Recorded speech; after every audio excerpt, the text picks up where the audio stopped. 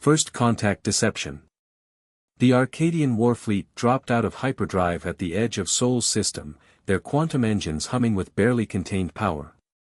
Supreme Commander Vextar stood on the bridge of his flagship, the Celestial Dawn, his 4 eyes narrowing as they focused on the small blue planet displayed on the main view screen. "Primitive," he muttered, his scaled skin shifting colors to reflect his disdain. "Another Type 2 civilization ripe for integration into the Arcadian Dominion." His science officer, Krella, moved gracefully to his side on her anti-gravity platform, her tentacles dancing over multiple holographic displays. "The preliminary scans are peculiar, Supreme Commander. They appear to be using fossil fuels for energy generation, yet I'm detecting traces of zero-point energy fluctuations in their major population centers." "Probably natural phenomena you're misreading," Vextar dismissed. "Their most advanced weapons are nuclear fission devices. They haven't even colonized their own moon properly. The integration should be straightforward." The Arcadian doctrine was clear: any civilization that hadn't achieved faster-than-light travel was considered primitive and subject to protective integration into the Dominion. It was a policy that had served them well across 12 sectors and 57 conquered species. "Initiating first contact protocols," Krella announced. "Broadcasting our presence on all frequencies." The response came instantly, far too quickly for a species supposedly limited to radio technology. A single text message, transmitted directly to their quantum-encrypted command channel. "Welcome to Sol. We've been expecting you. Please proceed to the following coordinates for landing. Deviation from the specified flight path will be considered hostile intent." Vextar's scales flashed crimson with anger. "Impossible. How did they breach our encryption?" "Krella, full scan of the system." But before Krella could comply, every display on the bridge went dark. When they reactivated, they showed the same message, now accompanied by a simple countdown timer: 30 minutes to comply.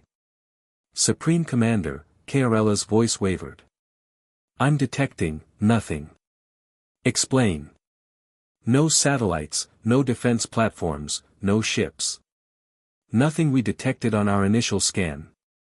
It's as if..." She paused, her tentacles twisting in agitation, "as if something is blocking our sensors entirely." Vextar had conquered enough worlds to know when something was wrong. But his pride wouldn't let him retreat. "Follow their coordinates. Prepare the integration fleet for show of force protocol. Let's remind these primitives how outmatched they are." The Celestial Dawn led the fleet of 50 warships through the solar system, their hulls gleaming with weaponry capable of reducing continents to ash. As they approached Earth, Vextar expected to see panic, emergency broadcasts, scrambling military forces. Instead, there was only silence. They found a single human waiting at the designated coordinates, a vast desert region the locals called Nevada. She stood alone, wearing what appeared to be simple cloth garments, without even basic environmental protection. "I am Supreme Commander Vextar of the Arcadian Dominion," he announced over the external speakers as he descended from his ship. "Your world has been chosen for integration into our enlightened empire." The human smiled. She actually smiled. "I am Dr. Sarah Chen, Earth Defense Initiative." Her voice carried clearly despite the wind, speaking perfect Arcadian. "And I'm afraid there's been a misunderstanding about who's integrating whom." Vextar was about to signal his troops when he noticed something odd about the desert sand. It was moving. No, not moving, transforming. The entire landscape began to shift, revealing vast structures that had been there all along, hidden beneath what he now realized was a planet-scale camouflage system. "Impossible," Krella whispered, her instruments suddenly showing energy readings that dwarfed their entire fleet's output. "Their technology, it's beyond anything in our database." Dr. Chen's smile remained pleasant, but her eyes held ancient knowledge. "Your civilization has achieved much, Supreme Commander. But you're so young, so eager to prove yourselves, that you never stop to ask a crucial question: why would a species capable of hiding an entire planetary defense system bother with the charade of primitive technology? The desert finished its transformation, revealing a vast complex of structures that seemed to defy physics itself. And they were old, demonstrably, impossibly old. We've watched your people grow, Dr. Chen continued. We've nudged your development, subtly corrected your worst mistakes, just as we've done for countless species across this galaxy. We had hoped you would learn wisdom before power. But it seems you need a more direct lesson. With a gesture so casual it was almost insulting, she activated something on what appeared to be a simple wristwatch. Instantly, every weapon system in the Arcadian fleet shut down. Their mighty engines, the pride of their civilization, went silent. Don't worry, she assured them, this is temporary. Consider it an invitation to learn. You see, Supreme Commander, humanity discovered something important long ago, something your people are now ready to understand. The truly advanced don't need to prove their superiority. As Vextar watched his fleet, the pride of the Arcadian dominion, hanging helpless above what he had dismissed as a primitive world, he realized that everything he thought he knew about humanity, about his own civilization's place in the cosmos, was wrong. Welcome, Dr. Chen said, now somehow speaking from every communication device in the fleet simultaneously, to your first day of education. Shall we begin with why we chose to hide? The desert sands shifted again, and this time they revealed something that made even Vextar's warrior heart skip a beat, a star map showing human outposts dating back millions of years, spread across not just this galaxy, but dozens of others. Humanity hadn't been hiding out of fear. They had been waiting. Watching. Teaching. And now, it was the Arcadian Dominion's turn to learn. The ancient archives. Vextar stood in what the humans called the repository, his scales shifting between shades of blue as he struggled to process what he was seeing. The chamber, hidden beneath Earth's Pacific Ocean, stretched for kilometers in every direction. But it wasn't the size that left him speechless, it was the contents. These artifacts, Krla whispered, her tentacles waving in complex patterns of scientific excitement, they're from every known civilization in the galaxy. And some I don't recognize at all. Dr. Chen nodded, leading them past displays that seemed to defy normal spacetime. We've been collecting these for longer than your species has existed. Each piece tells a story of growth, of lessons learned or tragically ignored. They passed what appeared to be a simple stone tool, floating in a containment field. From the first civilization we ever encountered, Chen explained. They destroyed themselves before learning to look beyond their own world. We preserve their memory, their mistakes, so others might learn. The next display showed something that made Krla's instrument spark and shut down, a device that seemed to fold in on itself in impossible ways. Our own creation, Chen said quietly. From before we learned wisdom. It could rewrite the laws of physics in a localized area. We used it to wage wars that scarred reality itself. Vextar's military mind raced with the implications. With such power, you could have conquered the galaxy countless times over. Why hide it? Why pretend to be primitive? Chen stopped before a wall of what appeared to be simple photographs, countless worlds, countless species, all caught in moments of discovery and innovation. Because we learned something that nearly destroyed us, power without wisdom is the surest path to extinction. A new figure joined them, an elderly human male who introduced himself as Dr. James Morrison, Earth's chief historian. We call it the threshold principle, he explained. Every spacefaring civilization reaches a point where their technological capability exceeds their spiritual and philosophical development. Most don't survive it. The Arcadian Dominion has survived for centuries, Vextar protested, though his voice lacked its usual certainty. Because we've been guiding you, Chen said gently. Those mysterious technical insights your scientists occasionally have. The inexplicable urge to abandon particularly dangerous research paths. We've been there, nudging, suggesting, protecting you from yourselves.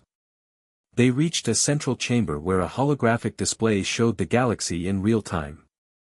Countless points of light indicated civilizations at various stages of development.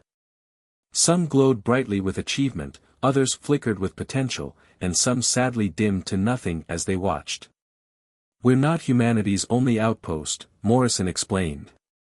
"Earth is just one of many worlds where we maintain our vigil. We hide our true nature because every species must grow at its own pace. Force-feeding advanced technology to developing civilizations is like giving a child a nuclear weapon." Suddenly, alarms began to sound throughout the facility. The holographic display zoomed in on a distant sector of space, where something massive was emerging from what appeared to be a tear in reality itself. "What is that?" Carella asked, her scientific curiosity overwhelming her fear. Chen's expression grew grave.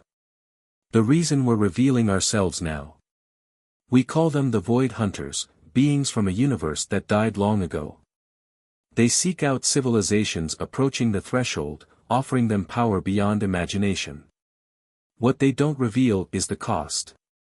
The display showed a civilization they'd visited recently, the Marans, a species known for their beautiful architecture and philosophical achievements. As they watched, the Marans accepted something from the Void Hunters.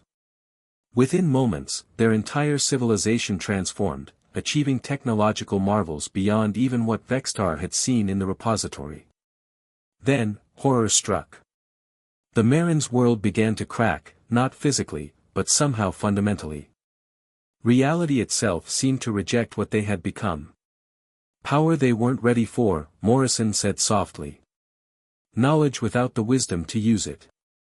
We've fought the Void Hunters before, in our own distant past. Now they're returning, offering their poisoned gifts to young races across the galaxy. Why show us this?" Vextar demanded, his warrior's instincts sensing the approach of something momentous. Chen's next words would change the course of galactic history, "Because we need allies, not servants. The Arcadian Dominion has reached a crucial point in its development. You're ready to learn what we learned millions of years ago, that true power lies not in the ability to destroy or conquer, but in the wisdom to know when not to use that power at all." The facility's lights dimmed, and new displays activated, showing educational and cultural centers hidden on worlds throughout Arcadian space. "We've been preparing your people for generations," Morrison explained. "Now we need you to help us prepare others. The Void Hunters are offering shortcuts to godlike power. We're offering something far more valuable, the wisdom to handle that power responsibly." As if to emphasize his words, a section of the chamber's wall became transparent, revealing vast shipyards extending through the ocean depths. The vessels under construction there made the Arcadian fleet look like children's toys, yet they bore no weapons. Instead, they were filled with libraries, laboratories, and learning centers. "These ships," Chen said, "will carry representatives from Earth and Arcadia to every developing civilization in our sector. Not to conquer or control, but to teach, to guide, to help them navigate the threshold without destroying themselves."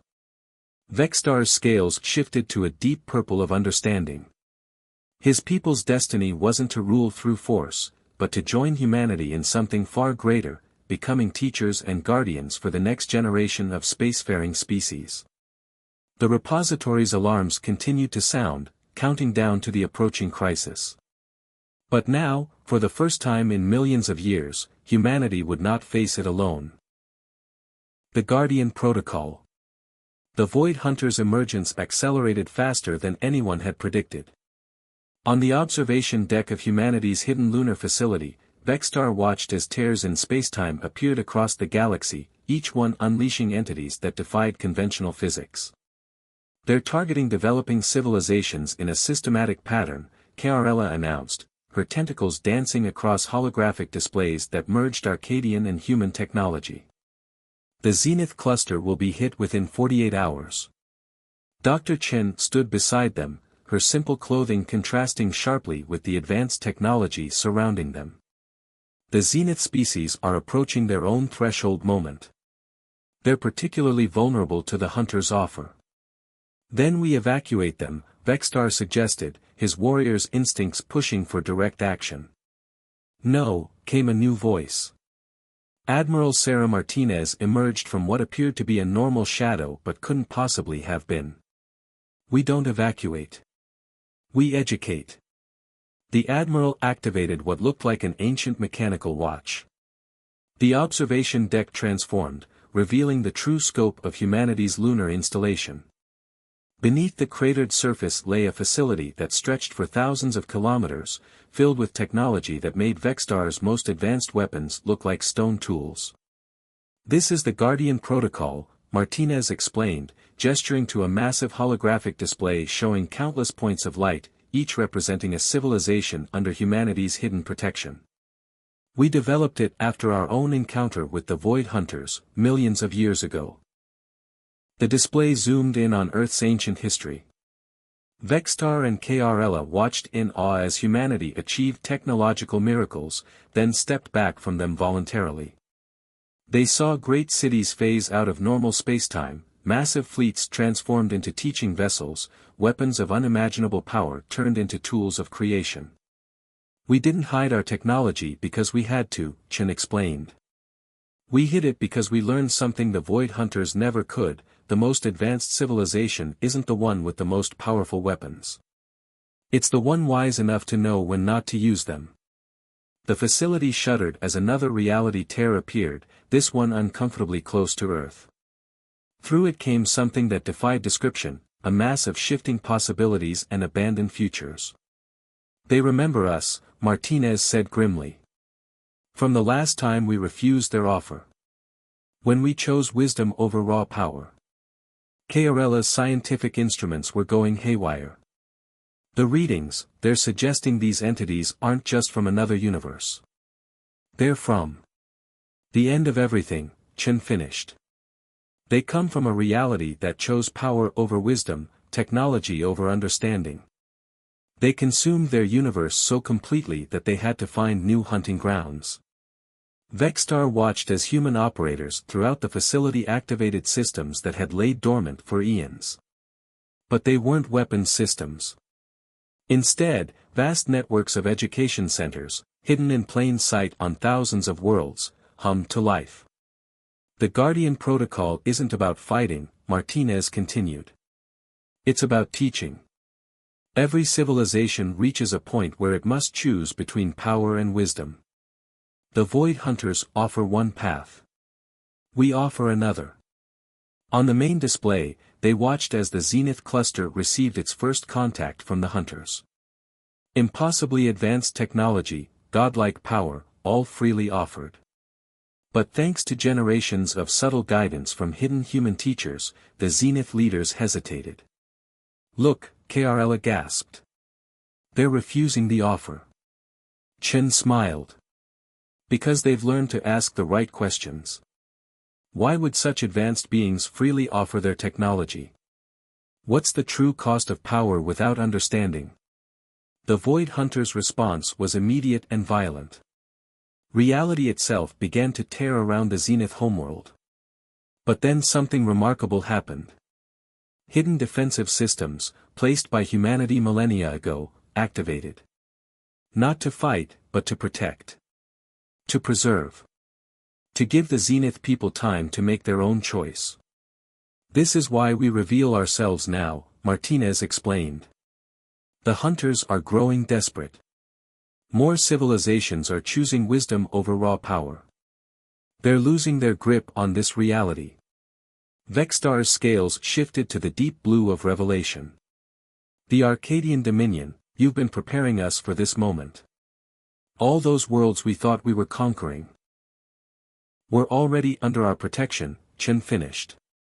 We let you conquer them because your civilization, for all its flaws, understands the importance of preserving knowledge and culture.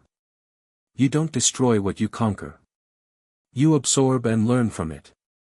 The facility's alarms blared as more tears appeared throughout the galaxy. But now Vextar saw them differently. Each tear wasn't just a threat, it was an opportunity. A chance to prove that wisdom could triumph over raw power. The Guardian Protocol has entered its final phase, Martinez announced. Across the galaxy, hidden human outposts are revealing themselves. Not to fight the hunters, but to teach other civilizations why they should reject the easy path to power.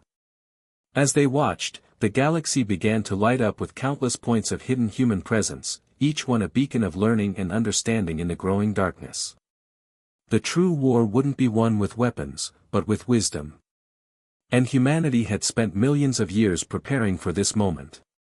The greatest revelation wasn't humanity's advanced technology. It was their patience, their dedication to helping younger species make the right choice when faced with the ultimate temptation. And now, as the Void Hunters emerged in force, that patience would be tested as never before. Legacy of the Stars. Earth's hidden moon base transformed into something beyond even Vexstar's enhanced understanding as the Guardian Protocol entered its next phase. Walls became transparent, revealing vast chambers where humans worked alongside representatives from hundreds of species, many so ancient that even the Arcadian historical records had no knowledge of them. "Welcome to the Legacy Council," Dr. Chen announced as they entered a vast circular chamber. "Some of our earliest students, who chose wisdom over power millennia ago." A being of pure crystalline thought approached them, its form shifting through complex geometric patterns. "I am memory of first light," it communicated directly into their minds. "My people encountered humanity when we were still learning to harness our sun's energy. They showed us a better path." Caerella's scientific curiosity overwhelmed her diplomatic training. "Your species, the Luminarii, they vanished from our records over 50,000 years ago. We thought you went extinct." "No," the crystalline being sparkled with amusement. "We simply learned to exist differently. To observe. To teach. As humanity taught us." Admiral Martinez gestured, and the chamber's center became a three-dimensional display of the galaxy.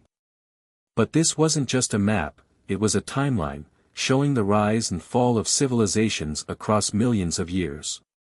At its heart, Earth pulsed steadily, a beacon of consistency in the cosmic dance. "Every species reaches a pivotal moment," Martinez explained. "A choice between the quick path to power and the slower road to wisdom. The Void Hunters exploit that moment. We guide through it."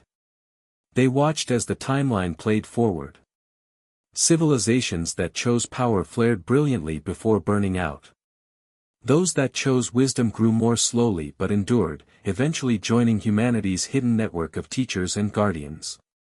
But why maintain the illusion of being primitive? Vexstar asked, his warrior's mind still struggling with the concept of power deliberately hidden. An ancient human stepped forward, Dr. James Chen, Sarah's grandfather and Earth's chief philosopher. "Show them," he said softly. The chamber shifted again, and suddenly they were watching Earth's own history. They saw humanity reach technological heights that made their current achievements seem primitive. They watched as humans reshaped planets, harnessed the power of stars, and bent reality to their will. Then they saw the cost. "We forgot how to feel rain on our skin," Dr. James explained, his voice heavy with ancient memory. "We forgot the simple joy of watching a sunrise with natural eyes. We had gained the power to reshape reality but lost the wisdom to appreciate it as it was." The timeline showed humanity's greatest achievement, not the technology they created, but their decision to step back from it. To preserve their connection to the simple, profound moments that gave existence meaning. "The primitive technology you see on Earth isn't an illusion," Sarah Chen said. "We use it because it reminds us of something important, that progress isn't just about what we can do, but about what we choose not to do." A new alert sounded through the facility. The Void Hunters had breached reality near a young civilization in the Carina Arm. The Nexani, a species just discovering faster-than-light travel. "Watch," Memory of First Light commanded. The Hunters offered the Nexani unimaginable power. But instead of accepting or refusing, the Nexani did something unexpected. They asked for time to consider, to learn, to understand. "Our teachings," Sarah smiled. "Passed down through generations of hidden mentors. The Nexani don't know we exist, but they've learned to question, to seek wisdom before power. The Void Hunters reacted with characteristic violence, tearing space itself in their fury. But as reality began to fracture around the Nexani homeworld, something remarkable happened. The simple satellites orbiting their planet, which everyone had dismissed as primitive, transformed. Human technology, Krla whispered in awe. Hidden in plain sight. Not weapons, James Chen corrected. Teachers. Each satellite contains the accumulated wisdom of 1,000,000 years of human experience. Not how to build better weapons or faster ships, but how to make choices that preserve what matters most. The Nexani's response to this revelation showed the success of humanity's long-term guidance. Instead of rushing to access the advanced technology suddenly available to them, they approached it cautiously, questioning, learning. This is how we win, Sarah explained. Not by fighting the hunters, but by teaching so well that their offers hold no temptation. Power without wisdom is a prison. We offer freedom through understanding. Vextar's scales shifted to a color he had never displayed before, a deep gold of profound revelation. The Arcadian Dominion, we thought we were spreading civilization through conquest. But we were actually part of the greatest teaching program ever attempted, Memory of First Light completed. Your conquests created networks of communication and cultural exchange that we could use to spread wisdom quietly, patiently. The chamber's displays showed hundreds of civilizations approaching their own moments of choice. The Void Hunters were growing desperate, offering ever greater power with fewer pretenses about its cost. But humanity's legacy was proving stronger than the Hunters' temptations. Across the galaxy, species after species was choosing the harder path, the path of wisdom over power, of understanding over dominance. This, Sarah Chen said softly, is true power. Not the ability to reshape reality, but the wisdom to know why you shouldn't. As if to emphasize her words, the simple wristwatch she wore flickered, revealing itself as an interface to technology so advanced it appeared magical. But she let it return to its simple form, a reminder that the most advanced civilization in the galaxy chose to live simply not because they had to, but because they understood why they should. The greatest power, they had learned, was the power to choose not to use it at all. The Great Revelation. The final confrontation with the Void Hunters began not with a battle, but with an invitation. From hidden outposts across the galaxy, humanity activated ancient networks of communication, reaching out to every spacefaring civilization simultaneously. In the great chamber beneath Earth's moon, Vextar and Krla watched as representatives from thousands of species received the same message: the time of hiding is over. Come and understand. They're responding, Krla reported, her tentacles dancing across displays showing countless ships converging on Earth. Even species we thought were extinct or lost. Dr. Sarah Chen stood calmly as the chamber filled with beings of every conceivable form, energy constructs, silicon-based life, creatures of pure thought, and countless organic species. Welcome, she addressed them, her words translated perfectly into every language. Welcome to the truth. The Void Hunters, sensing the gathering, tore greater wounds in reality. But instead of attacking, they simply watched, their incomprehensible forms shifting with what might have been curiosity. Admiral Martinez activated the chamber's full capabilities, and suddenly they were all witnessing humanity's true history. They saw Earth's first steps into space, their rapid advancement, their near destruction, and most importantly, their choice to step back from the brink. We are not superior, James Chen's voice carried ancient wisdom. We are simply older. We made our mistakes earlier, and we learned from them. Now we offer you that learning, freely and without condition.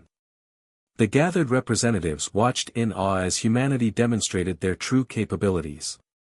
The simple clothes worn by the human representative shimmered, revealing themselves as technology so advanced it could rewrite the laws of physics. Yet they chose to keep their simple appearance. The Void Hunters offer you power, Sarah continued. We offer you choice. They show you what you can do. We teach you why you might choose not to do it. A representative from a young civilization stepped forward, a Nexani, their crystalline form vibrating with question. Why reveal everything now?